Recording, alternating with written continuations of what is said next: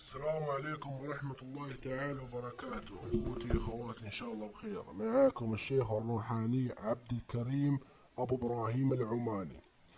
نتكلم اليوم يا جماعة الخير في هذه الحلقة المباركة عن المس العاشق. المس هو ان يسكن الجني او الجنية بداخل جسد انسان ما، ولكن اذا كان هذا الجني عاشق للانسان فانه لن يخرج بسهولة، ولأنه وجد يعني هذا الجن إذا سكن بداخل إنسان وحبه ما يخرج بسهولة، لأنه وجد المكان المناسب لتكملة بقية حياته.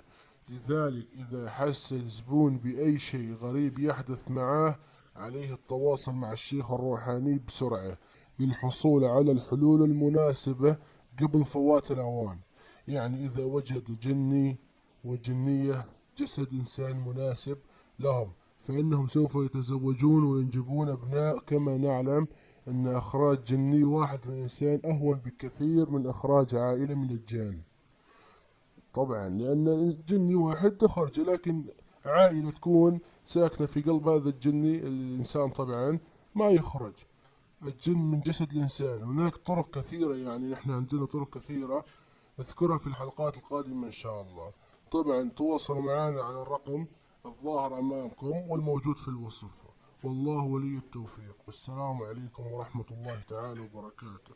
كان معاكم الشيخ الروحاني عبد الكريم أبو إبراهيم العماني.